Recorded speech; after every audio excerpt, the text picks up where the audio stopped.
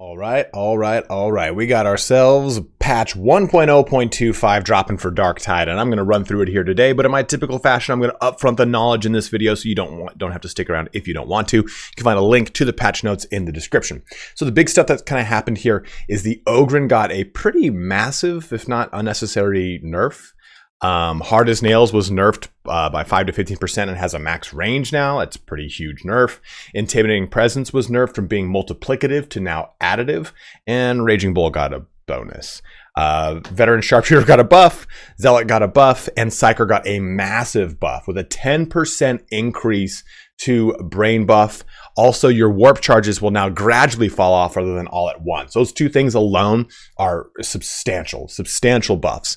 All of the Headhunter autoguns, I said Vrax, but Vrax is one of them. All the Headhunter autoguns got a buff. Almost all of the Ogryn weapons, such as the clubs and cleavers, all got buffs, as well as the Chainaxe got a sizable buff as well. So that's the entire patch notes kind of truncated down into a minute and a half, some odd of kind of quick little spark notes. If that's all you wanted to know, please feel free to just go ahead and shut the video off. You can go ahead and look at the patch notes if you want, linked in the description below. But before you do head out, please don't forget to like, comment, and or subscribe. Each one of those things does help me out in a massive way. And on top of that, full screen. On top of that, we will also be streaming Darktide, and probably right as this goes up. I stream Darktide every Tuesday, Thursday, and Saturday on my Twitch. You can find linked in the description as well. But for those who want to stick around for the nitty and the gritty, let's get started here on patch notes 1.0.25 for Warhammer 40k Darktide. Starting off with a big one here. Later this week, we'll be releasing a dev blog talking about changes to crafting Sire Melk's Requisitorium and the Armory Exchange. So I'm hoping that that is a dev blog to talk about what's coming next week. I don't know. We don't know at all. But it's nice to see that this patch is coming at the beginning of the week rather than later. Really awesome to see that. Stoked to see the increase in communication, the increase in transparency, all those fun things. Really stoked and excited for that crafting boost. But let's go into the Ogryns here. Fixed an issue where Skullbreaker's Intimidating Presence was a multiplier instead of a modifier. So again, multiplicative rather than, or additive rather than multiplicative, or whatever the hell I'm trying to say. Reduce the damage reduction from Hard as Nails per nearby knockdown or incapacitated ally from 25% to 20%, max 75 to 60%. Max from 75 to now max of 60. So that's a very significant nerf. Hard as Nails now only counts allies within 20 meters, also a significant nerf as well. Fix an issue with Raging Bull where only the second attack was empowered, and now it will trigger on all melee attacks. There's your buff right there. And at a HUD icon, Skullbreaker feat, Hard as Nails as well. So now you know when that's active. Moving into Zealot, my favorite boy. Increase the toughness bonus from Purify and Blood from 50 to 75%, pretty significant, and reduce the toughness damage reduction from Faith Restored from 75 to 50%. With Psyker, big ones here, of course. Psykinetic tweaks increase the damage bonus gained from Warp Siphon by 3%. Well, it's saying from 3 to now 4% per warp charge. That by threw me off. Warp Siphon charges will now fall off gradually, which is massive. Increase the damage and stagger of Brain Burst by 10%. Remember, Brain Burst is a flat amount of damage that does not scale with difficulty. This allows for Brain Burst to do more damage in Damnation, where it was sorely needed to be doing more damage. So nice to see that increase. Increase the damage taken by the target from 15% to 25% when using Cerebral Lacerations, which is lovely. And fix an issue where Kinetic Overload could target dead enemies. That means you won't waste a charge of Kinetic Overload putting it on a 90-second timer until you actually can trigger again, hopefully not triggering on a dead enemy. So that has now been fixed, which is a lovely little fix. So moving into the next portion, we have the Veteran. Fixed issue where Counterfire didn't increase weak spot damage by an additional 25%. I don't know why I put that in red. It should be in green because that's a great fix. This is a pretty gnarly fix that was only broken in the most recent patch, but I didn't actually know it. Fixed issue where Counterfire and Sustain Fire would refresh Volley Fire on Ogryn kills. It's not supposed to do that. Did not know that. Raise the reload speed received from Blessing speed load from 0.04 to now 0.14 on the highest rarity, allowing it to actually truly speed load.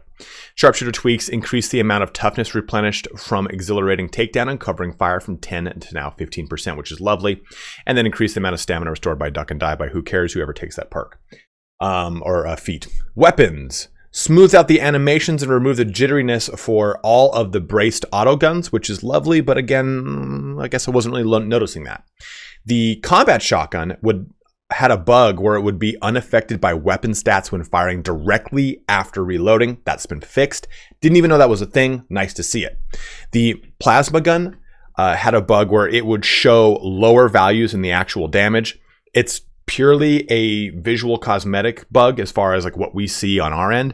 The actual back end of damage that was being done was truly represented. So this isn't going to be an increase of the damage on your plasma gun. It's just going to you're going to visually see the damage values match up to the way that they're actually performing.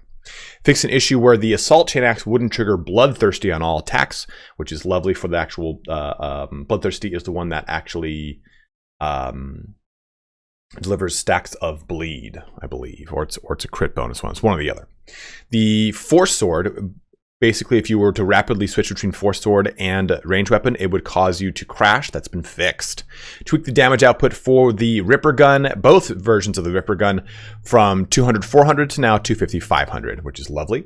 And increase the ammo count of the Ripper gun to be in line with the Foren. So the Mark V now has the same ammo as the Mark II and Mark VI of the Ripper gun. Changes to the Mark V kickback here.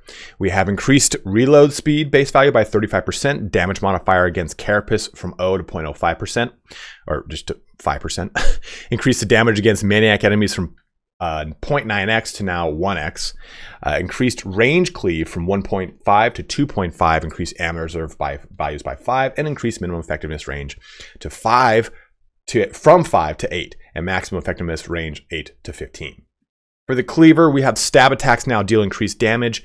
I personally don't really like stab attacks, period. I think the Mark III cleaver is the cream of the crop. So we got a lot of buffs to the cleavers that I think not many people use, which I think is a good thing, right? It's increasing their usefulness, but the Mark III cleaver, its blessing availability, its attack patterns, everything about it is just so great that while these are cool buffs, it doesn't really, I feel like it just doesn't do a whole ton. But neither here nor there, I don't really play Ogryn very much. So if you do, maybe these are amazing. And on that note, the Bully Club got an increase to its attack sweep speed by 30%, and chain time into it from other actions is decreased by 0.15 seconds. Tweaks the chainaxe so that the first heavy attack is slightly more horizontal, so you can cleave through more enemies, which I love.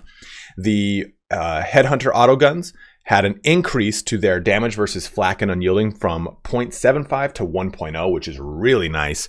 Toned down the horizontal recoil, raised impact for the Agrippina Headhunter from 9 to 15, and increased the clip size for the Vrax and the Agrippina Headhunter to 40, and increased the average clip size for Vrax to 30. That is really good because one of the biggest problems with the Vrax is that it's ammo and clip.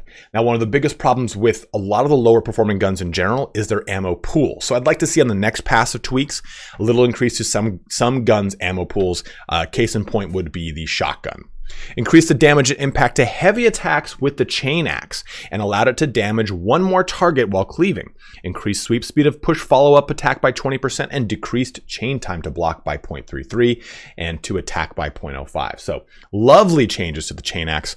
Huge fans of those changes. Also increased the kickback damage from 850 to 1150 to now 900 to 1350. So a nice little bump in damage there. For enemies, the scab shooters got a reduction in their damage. The scab shooters would be the corrupted guardsmen. So reduce damage from shots by 20%. Remember, they do more damage to your health than they do toughness. So this is going to be a little bit easier to survive in all of the difficulties that you're dealing with now. Increase base aim duration before shot and cooldown after shot to these values right here, making it a little bit better so that you don't just get point blank by them, which is pretty nice. Fix some clipping issues with the surge staff, clipping and texture issues from female veteran cosmetics, and issues regarding trinket orientations for just cosmetics in general. And for some final fixes and tweaks here, we have fix an issue where the untouchable and on Overwatch penances didn't unlock as expected. Added a pop-up dialog that explains if you need to restart the game after applying new settings, which is actually pretty pretty huge. You know, if you're trying to test a lot of your graphic settings to wonder if it actually affects your performance and you don't know that you have to restart, this is actually going to be nice. So when in the inventory screen, equipping a weapon will no longer send you back to the loadout view, which is nice if you want to compare a whole bunch of different weapons. But at that, it kind of brings our patch notes here to a close. A lot of really cool buffs, a lot of weird nerfs for Ogryn. But I'm really excited to see what the future for Darktide looks like in the future of this, or in this future dev blog.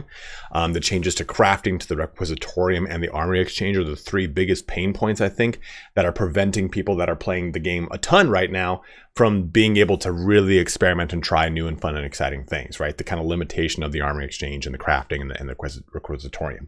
So really excited to see what that looks like. Hopefully we'll get some additional content with that patch, because we do have a Vox transmission from the beginning of January that has not really been touched on yet. So I'm really excited to see what that looks like and what the future looks like here for Darktide. Loving the increased transparency and communication, and looking forward to more updates from Fat Shark. But as always, guys, thank you so much for watching here today. Have a good one and take care.